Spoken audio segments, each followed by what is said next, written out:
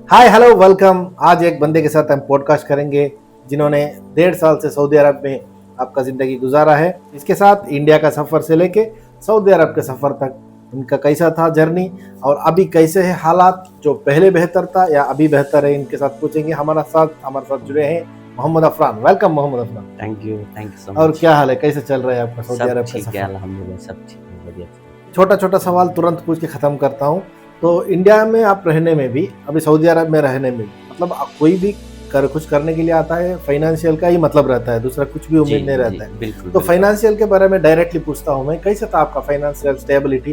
पहले से ही था, अब भी सही है?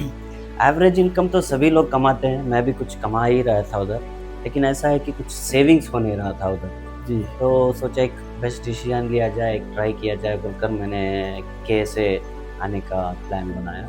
जो अभी कौन सा कंपनी में आप काम कर रहे हैं? मैं अभी लैंडमार्क अरबिया में काम कर रहा हूँ, पिछले 1 साल 4 महीने से इधर काम कर रहा हूँ।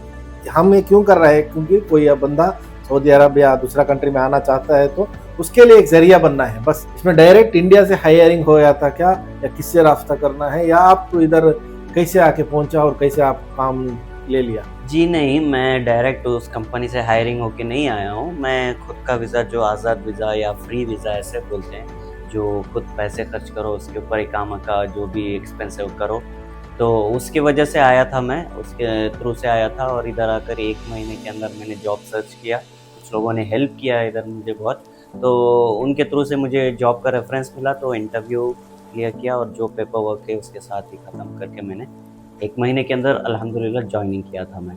और एक सवाल है मेरा, कुछ तो पाना है तो कुछ तो खोना पड़ेगा, ऐसा कहावत भी है। तो इधर सऊदी अरब में आने के बाद क्या पाया और क्या खोया? जी, अचीवमेंट तो हुआ है। मेरा एक बिगेस्ट अचीवमेंट मतलब इस दौरान हुआ है ये कि मैंने 6 महीने के अंदर ही मैंने माँ को मैं खुद उनके साथ उम्रा किया हुआ है, अल्हम्दुलिल्लाह बोल सकते हैं।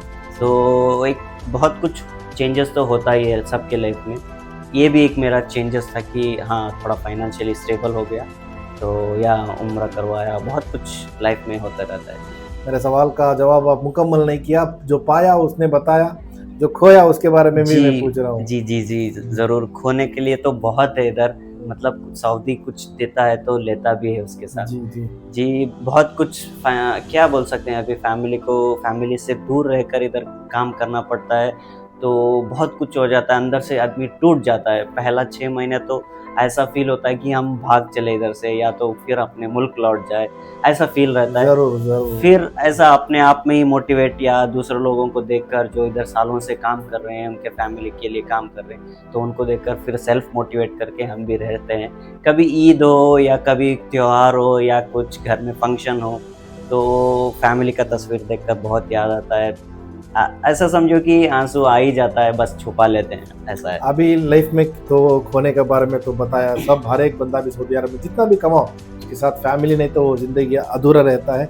तो आगे का फ्यूचर प्लान क्या रखा है, इसी में कंटिन्यू करने का या क्या है आपका प्लान? थोड़ा एक्सप्लेन करो। प्लान तो है अभी फ़िलहाल, तो मैं अभी जैसे सऊदी ने 2030 मिशन से काम चल रहा है, वैसे ही हम लोग भी 2030 मिशन के थ्रू जा रहे हैं। इंशाल्लाह 2030 तक कुछ तो बिज़नेस सेटअप इंडिया में या अपने मुल्क में करना है, तो उसके बाद इंशाल्लाह उधर मूव होना है, क्योंकि बहुत देर तक फैमिली से दूर रहना भी उनके लिए भी सही नहीं है और हमारे लिए भी सही नहीं है, मैं ऐसा समझता हूँ। सही है। इधर से जो कुछ कमाए, जमा पूंजी इकट्ठा करके उधर जाके इंडिया में कुछ एक इन्वेस्टमेंट करके या कुछ करके उसके साथ ज़िंदगी चलाना है, वो आसान रहेगा। फिर जी, आगे का ज़िंदगी, एक घर, एक शादी, वो पूरा होने के बाद जी। आपको अच्छा खासा एक ज़िंदगी इंशाल्लाह। अल्लाह ताला से ये भी दुआ है हमारा आमीन, इंशाल्लाह। आमीन। और क्या सवाल है? मैं और एक सवाल पूछना चाहता हूँ। कोई बंदा इंडिया में है अभी जो काम कर रहा है, क्या कुछ भी कर रहा है, या जॉब के तलाश में है, एजुकेशन कंप्लीट किया है, उनके लिए क्या बोलता है? सऊदी अरब बेटर है या इंडिया में ही काम करने का बेहतर है? जी, मैं तो बोलता हूँ कि लेट कर आने से या 30 क्रॉस कर आने से, मैं तो बोलता हूँ अगर कुछ हो नहीं रहा है तो 20 के बाद ये स्टेप लेना ज़रूरी है।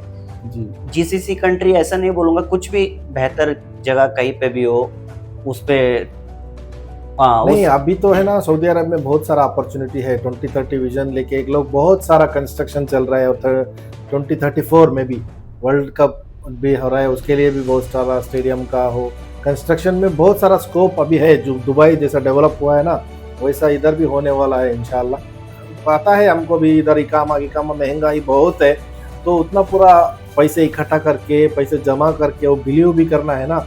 आने में कुछ आपको नेगेटिव कमेंट्स कुछ था क्या? जी बहुत कुछ मिला, बहुत नेगेटिव आया कि क्यों इतना पैसा खर्च किया। मेरा तकरीबन हो गया था, अच्छा खासा पैसा मतलब लग गया था इसमें जी कि मैं ये था कि मुझे उधर जाना है, कुछ करना है, क्योंकि इधर से मैंने बहुत लोगों को देखा हुआ है जो इधर से वीज़ा भेजते हैं, कम सैलरी में जाते हैं, बहुत साल कमाते हैं, तो डायरेक्ट थोड़ा एम्प्लॉयमेंट जी, होता जी, है जी, थोड़ा पैसा करके रिटर्न आते हैं। मुझे ये वाला कॉन्सेप्ट अच्छा नहीं लगा, जी तो समझा कि थोड़ा पैसा इन्वेस्ट के जैसा ही करो, अपने खुद के लिए इन्वेस्ट करो और थोड़ा अच्छा सैलरी लो। तो इसके लिए मैं भी पैसा इकट्ठा करके, बहुत नेगेटिव बातें तो आया था मुझे भी, मैंने इग्नोर किया क्योंकि मुझे जहाँ जा रहा था, मैं जिस बंदे ने मुझे मतलब ये सब बताया था, तो उस पे ट्रस्ट करके मैंने ये डिसीजन लिया। जी। कोई किसी पे तो ट्रस्ट करना ही पड़ेगा, क्योंकि हम पैदा इसी से कुछ भी सीख के नहीं आते हैं, वो तो जी, अलग बात बिल्कुल, है। जैसा हम बिल्कुल। भी आया, हमको एक बंदे ने सपोर्ट किया, जैसा आप आया आपको भी एक बंदे ने सपोर्ट किया, एक से एक मिलकर ही बड़ा एक टीम बना के हमारा देश के लिए भी अच्छा कंट्रीब्यूशन कर सकता है। इधर जी, बाहर बिल्कुल, एनआरआई बिल्कुल। आपको पता है बहुत सारा पैसा इंडिया के लिए जा रहा है। जी, बिल्कुल। ओके, इंशाल्लाह आज के लिए इतना ही, और कभी मुलाकात होएगा तो और भी ज्यादा बातचीत करेंगे और आपका भी तरक्की थोड़ा ज्यादा भी होके रहेगा आमीन। इंशाल्लाह। Thank you so much. हमारा पेज फॉलो कर लो और यूट्यूब में देखता है तो सब्सक्राइब कर लो और लाइक करो। आपका क्या राय है वो हमको कमेंट के जरिए से बताओ। Thank you so much, take care, bye bye. Thank you Thank for you. Inviting me, thank you. Thank you.